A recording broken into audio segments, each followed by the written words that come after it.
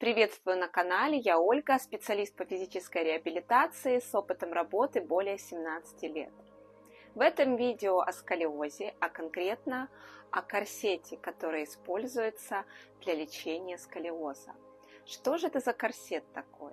Корсет Шино – это сложное медико-техническое устройство, которое используется для лечения идиопатического сколиоза. И это единственный способ консервативного лечения сколиоза, для которого существуют научные доказательства. Когда-то этот корсет был назван в честь французского военного врача Жака Шино. Корсет Шино имеет 3 поколения. Первое поколение это было самое-самое начальное, очень давно изобретенный, и после этого корсет был усовершенствован 2-м и 3-м поколением. Принцип его действия подразумевает оказание давления на выпуклые из-за деформации участки тела в процессе роста ребенка. Корсет Шино оказывает воздействие на позвоночник в 3 плоскостях, обеспечивая трехмерную коррекцию деформации. Его система 48 зон коррекции стали фактическим стандартом ортезной помощи таким больным во всем мире. Кому же показан такой корсет? Наличие у растущего пациента сколиотической деформации позвоночника, которая достигла основной дуги деформации от 20 градусов по Кобу и более. При этом, конечно же, учитывается состояние костной зрелости, что определяется рентгеном. Следующее – это наличие искривления более 40 градусов по Кобу и значительных структурных изменений позвонков у пациентов периода завершения костного роста в качестве подготовки к операционной коррекции сколиотической деформации. И следующее – это в послеоперационном периоде в качестве поддерживающей терапии. Так как я говорила ранее, существует 3 поколения, но расскажу немножко о 2-м поколении. 2-е поколение используется в классификации Риго и могут изготавливаться или по гипсовому слепку, или по технологии CAP-CAM. Это 2-е поколение, которое усовершенствовал Мануэль Рига в 80-х годах 20 века. Расскажу сейчас подробнее о 3-м поколении. Они немножко отличаются, но суть, в принципе, одна и та же. Корсеты 3-го поколения оснащены датчиком ношения. Механизм работы такого корсета. Активная коррекция осуществляется за счет наличия в корсете активных зон давления и зон выхода из давления. Асимметрично воздействуют на деформированную грудную клетку, позвоночник, таз. И зоны расширения, так называемые окна, создают эффект дополнительной коррекции в процессе дыхания. Вот эти корсеты 3-го поколения, у них есть некоторые особенности. Первое – это то, что они не затрудняют движение и создают свободу для активности. Имеет наибольший коррегирующий эффект при минимализме самого корсета. Он менее громоздкий, чем корсет 2-го поколения. Он затрагивает только необходимые для коррекции участки тела. Также такие корсеты более комфортны в привыкании.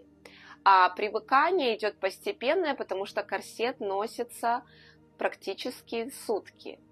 Также минимализирует сопротивление пациента к такому лечению. Достигают деротационный эффект. Деротационный – это когда позвонки снова не закругляются вокруг своей оси, не разворачиваются, не останавливают это. То есть этот корсет своим действием создает устойчивую симметрию. И вот корсеты 3-го поколения, они назначаются уже начиная с 16 градусов по Кобу искривления и более. Но ношение такого корсета определяет индивидуально врач-ортопед. Такой корсет индивидуален под каждого пациента. И первичный такой корсет изготавливается после первого рентгеновского снимка. Необходим снимок в положении стоя в прямой и боковой проекции. И обязательно должен быть захвачен на рентгеновском снимке таз, а именно по повздошным костям определяется вот эта зона роста. И когда она закрывается, обычно это 17-18 лет, тогда прекращается ношение такого корсета. После наличия рентгеновского снимка врач-ортопед, далее врач делает 3D-сканирование тела пациента, фото в некоторых ракурсах и копирует данные рентгеновского снимка. Далее при наличии вот этой всей информации происходит 3D-моделирование и вытачиваются формы такого корсета. Повторяюсь, индивидуально под каждый случай. Расскажу подробнее об особенностях ношения такого корсета. Это очень важный момент. В течение первых 2 недель ношение такого корсета должно достичь 21 часа ношения в сутки. Носится такой корсет поверх футболки, у которой нет швов по краям. Такая футболка должна быть как можно тоньше.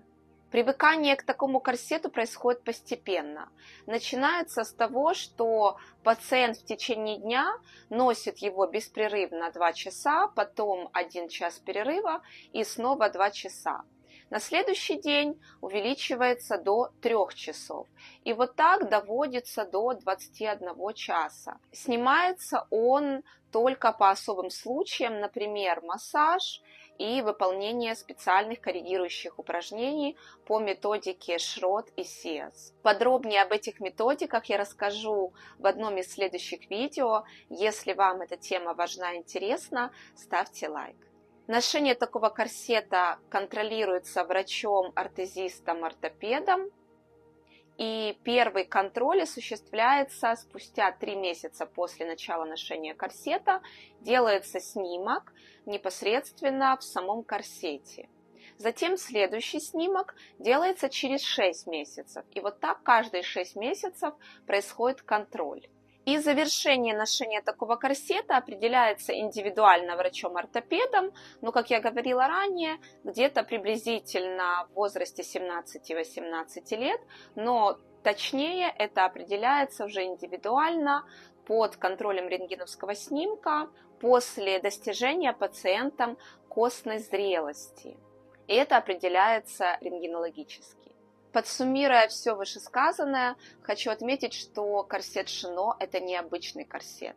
И многие специалисты, просто люди, которые не разбираются в этом вопросе, они против корсета, потому что существует мнение, что корсет, он плохо воздействует на мышечно-связочный аппарат, это такой своеобразный костыль, мышцы спины не работают и так далее. Это все правда. В обычном корсете действительно так. Но это специальный корсет, который предназначен именно для лечения сколиоза. И при вот таких больших градусах это просто необходимо. Это единственный способ для лечения. Конечно же, вторая часть лечения состоит в упражнениях.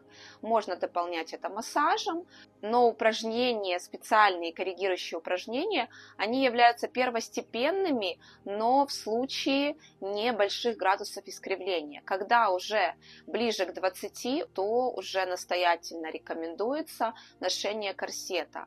Поэтому это тот случай, когда необходимо выполнять рекомендации врача-ортопеда, который работает непосредственно со сколиотической деформацией. И если назначается корсет, то его необходимо обязательно носить, потому что это единственный существующий в мире способ лечения, консервативного лечения сколиотической деформации. На этом у меня по этой теме все.